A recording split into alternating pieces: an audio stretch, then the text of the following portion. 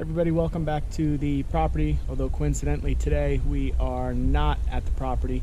One of the things I do in the springtime preparing for hay season and the time of the year that I primarily use the tractors is do all of the major services on each of the tractors that I have. Today I brought the Allis Chalmers 5050 down to my parents' house. I'm going to be doing an oil and filter change, hydraulic filter and fluid change, fuel filter change, as well as draining and flushing the radiator and then filling it back up with coolant. Of course, we don't have water up on the property yet, so I brought the tractor down here to go ahead and use the hose at my parents' place to flush the radiator a couple times once I get the old fluid out. So we're going to start by draining the old coolant out of the radiator. This little petcock right here just opens up and the fluid should come right out of the middle right there.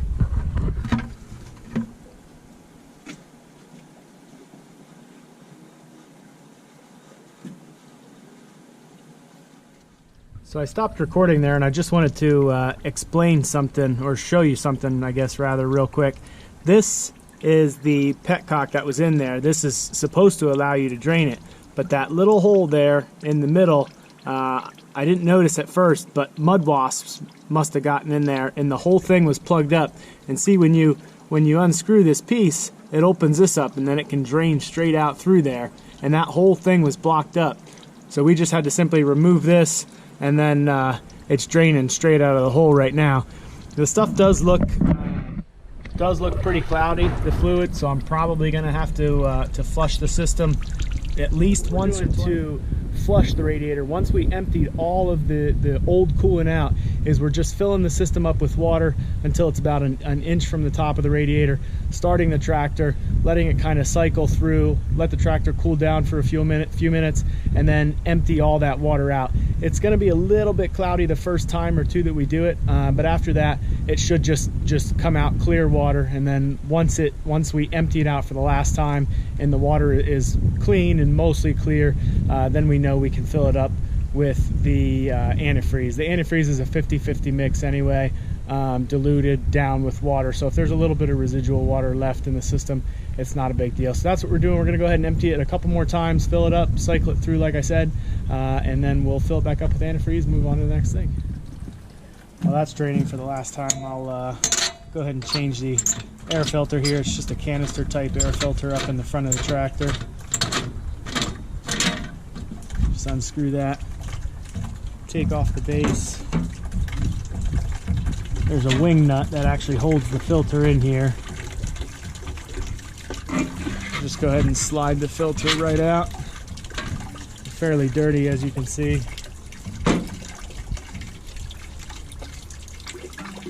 Put the new filter back in. Reinstall the wing nut.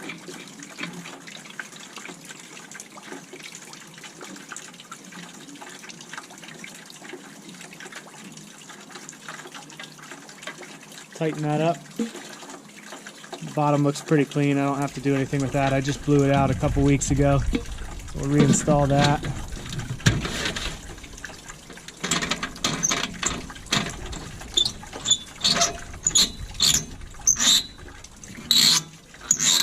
Just tighten it back up. So I let the last few bits of excess water drop out of here. We'll go ahead and close this valve all the way and go ahead and top it off. This tractor takes 14 quarts of coolant.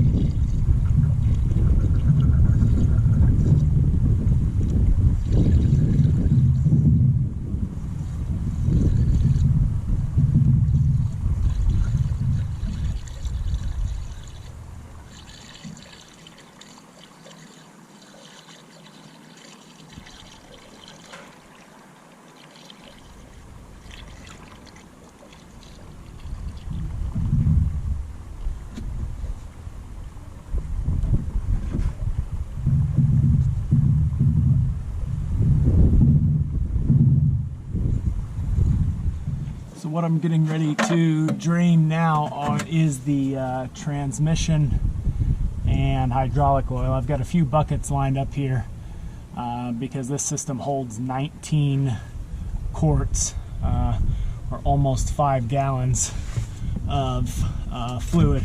The nice thing about this tractor is the oil, which is 8 quarts, the hydraulic and transmission oil, which is 19 quarts, they both take the same oil. It's just a 15W40. I use Shell Rotella 15W40, so it's nice. Then I only have to worry about buying and keeping one type of oil on hand for both of those things. So I'll go ahead and drain these out. That actually looks pretty clean, which is not too surprising. I do this every spring. I'm gonna have to reach my hand in there now and grab that plug. But I'll drain these two out, and then I'll show you where the hydraulic filter is. I replace that every year as well. I try to do this stuff every year. I work on the tractors in the springtime, and then I do my smaller equipment, chainsaws, weed eaters, blowers, leaf blowers, stuff like that. I do all that smaller stuff in the fall when I'm done using it for the season. Well, the leaf blower and the weed eater, at least. I use the chainsaw all year round, but and kind of winterize those, so to speak, and get them all cleaned up before I put them away for the winter. But this stuff, like I said, I like to do in the springtime before I use it for the season. That way I can take a close look over everything, make sure everything looks good, that I don't need to replace any parts or any grease fittings or anything like that, just so I can be better prepared for the season ahead and hopefully not have to take any equipment breaks.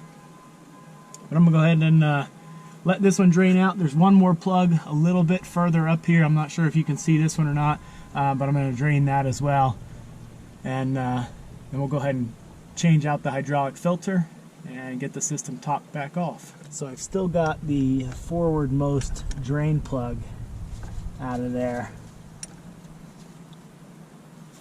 And I'm going to take the hydraulic filter out of here. That should relieve a little bit of pressure and drain a little bit more of that oil.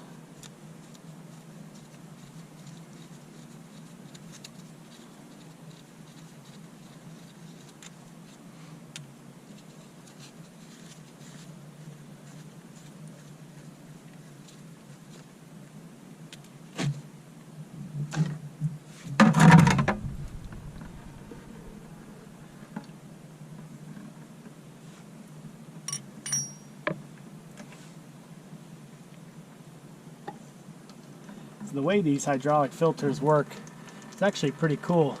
This piece here, this end cap, is actually magnetic, so you can see where it's caught, you know, small fragments of metal that have come off of the hydraulic system. You know, anything bigger gets filtered out through this filter, but then the smaller stuff, like I said, it collects right on here. So all you really have to do is pull this out and wipe it off good a couple times. You can get a majority of that stuff off of there. I'll just wipe out the inside of that tube and throw the new filter in, and we'll be good to go. Just slide the new filter inside the housing. Lift it up to secure it in the back. Pop the cover right back on. Throw these bolts in there, tighten them up, and then refill the system. So both the drain plugs are back in and secured. This is the worst part about this job. I've got to put about 5 gallons of that 15W40 fluid in here. And the plug, or the filler hole, is right there. So if I back up, you can kind of see it's not an easy place to get into. I bought this this new funnel, just an aluminum funnel with this bendable neck. So I'm hoping that makes the job a little bit easier.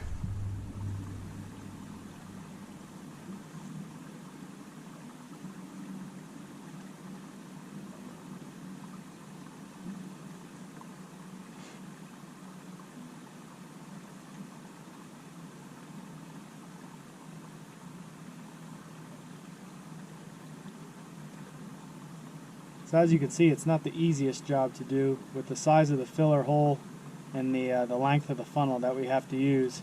It takes quite a bit of time. This is a 2.5 gallon jug I'm putting in there right now. I've got another one of these, and that should just about do it for the hydraulic and transmission fluid.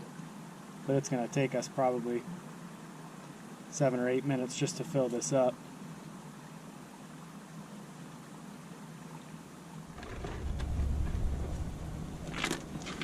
So the next thing I'm going to do is change the oil. Typically, not too bad of a job, not too messy. On this tractor though, the previous owner stripped the drain plug out on it, so I can't use the drain plug. Ever since I've had it, this is how I've changed the oil. I've found some drain plugs. The only issue is I can't even get a hold of that one with a regular wrench, a pipe wrench, nothing like that. So I can't get that old one out to be able to even put a new one in. So what I'm going to have to do one of these days is just drill it out in order to get it out of there so that I can replace it. So that way changing the oil in this tractor takes me about half the time and doesn't make such a mess. So I'll spare you the details of taking out these 12 bolts here and get back with you once I get the oil drained and the bottom of the oil pan tightened back up. So as you can see, that's a much less than ideal way of doing that. The reason I didn't film any of it was for the simple reason that once I get this entire bottom of the oil pan off, I like to try to be as quick and efficient as possible, basically just to avoid getting any dirt, dust, or debris inside of the bottom of the oil pan there. All I do then, once I've got the entire bottom removed, is I put some silicone gasket maker there right along the edge and put it back in once it's completely drained.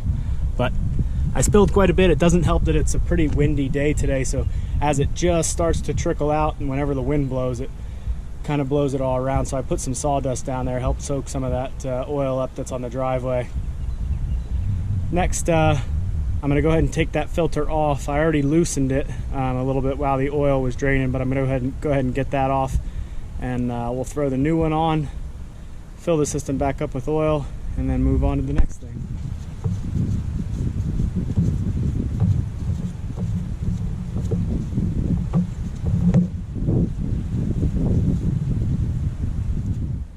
So all I'm going to do here is just wipe some of this dirt carefully away from the edge of the filter housing there. Just get some of that residual oil off. I'm going to take the new filter and a little bit of the fresh oil, just put oil around the gasket. That way it lubricates that gasket, and when I put it on there, it doesn't bunch up. There's a much less of a chance of this gasket and this filter leaking.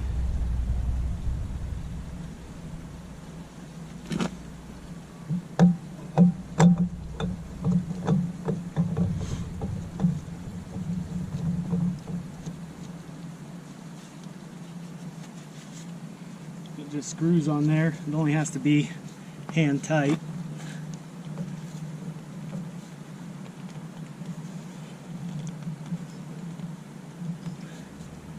And then I'll write the date on that filter just so I know when it was last changed. The engine oil gets filled right here, right in the top end of the motor. It takes 8 quarts, 2 gallons, so I'm going to put both of these jugs in there and then check the level. Each of these things that I'm doing, I'm going to need to check again. I usually like to check them after about 2 to 3 hours of run time. Just make sure everything's topped off as it should be. I've never had any issues before. That's kind of why I go the 2 to 3 hours instead of maybe the first hour or 2. but I put exactly the recommended quantity in here. This tractor does burn a little bit of oil, so I do keep some extra on hand that I top the system off throughout the year. I probably only have to do it once or twice throughout the summer. I put in probably an extra gallon total during the whole hay season, so I don't think that's too bad. So I'm going to go ahead and put this second quart in here, and then we'll go ahead and get the fuel filter changed yet. So this tractor has 2 fuel filters on it. This is the primary, and then there's a secondary up inside the hood that you probably can't see right now. Doing the fuel filter is the only thing on this tractor that I have to pull the book out for every year, just to make sure I don't screw it up. So there's a fuel shutoff on the other side of the tractor, and I've already wiped the filter and the housing off pretty well, just as good as I can. And now you just have to remove this center bolt.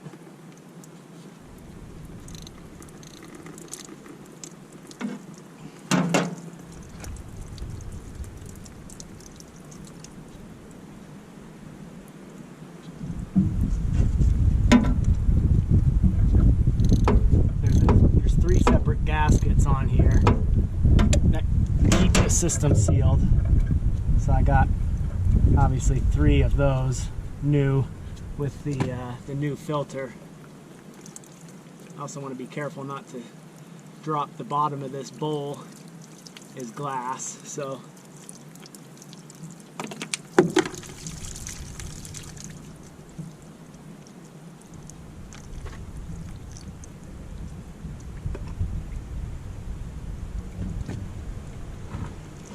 the filter, I'm really surprised. It's actually not this bad. I haven't cleaned or I haven't replaced this fuel filter in 2 years. It's been 2 years since I did this, and I'm pretty surprised. There's a little bit of sludge around the outside, but really just the outside 2 rounds of material inside of there. Other than that, it looks really clean. Which, again, that's something I try to be extremely careful about, is the fuel that I get. I always get off-road diesel fuel from the same exact location. And I trust them. And then I try to be real careful with storage of it too. I have a 55-gallon drum that my dad and I share. I gave it to him as a Christmas gift, just with a manual hand pump on it that we use and both share for diesel fuel. I'm gonna go ahead and get the bowl cleaned off, pull the screw out of the bucket there with a little bit of diesel in it, wipe everything down, and then make sure it's all cleaned off and put the new filter and gaskets back on there. Another thing you want to make sure to check on these are the gaskets. I made sure to order a new filter that came with 3 new gaskets. There's this one here that goes in between the bottom bowl and the filter itself. And then there's 2 up inside of here. One smaller one that goes on the piece that this screws into, and then there's a larger one where the filter meets the housing itself. So if you order a filter that doesn't have gaskets or doesn't come with new gaskets, just make sure that that's something that you're checking.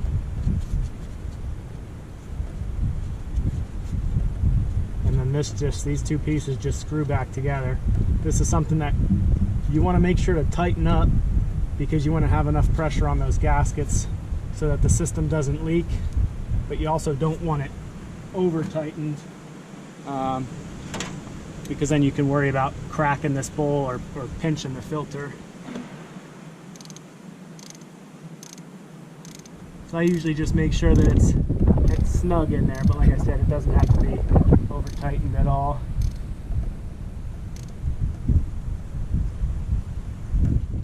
So the single biggest reason I pulled the book out for doing this is to bleed the fuel system of air now. So I've got the fuel filter and everything back on. I turned the fuel back on the other side. There's a vent plug right here on top of that filter that I had to loosen. And then this right here is a manual pump for the fuel system. And you just go ahead and pump this until that bowl is filled up and fuel starts to flow flow freely.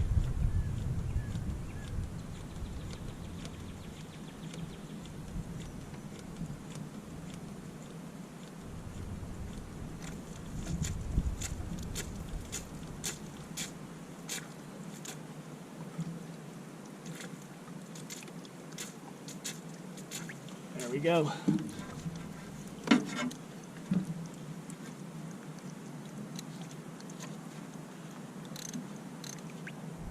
Now the book specifically mentions that secondary fuel filter and recommends changing it at a different time than when you change the primary fuel filter. So obviously I'm not going to do that right away. I'll wait a few weeks till I run the tractor a little bit more, allow fuel to get through this new primary filter, make sure everything's working right, and then we'll go ahead and change that secondary fuel filter. A couple other things that I did that I didn't show, I changed the final drive oil in the tractor in the rear end. I changed the power steering fluid and cleaned that filter, and then I cleaned the fuel pump screen as well. I also went over the whole tractor, greased all of the grease fittings, made sure everything was lubricated properly, and the tractor should be good to go for the year now. I know today's video was a little bit longer than most of the videos I'd previously posted, but I hope you enjoyed it. I hope you learned a little something. We'll see you on the next one.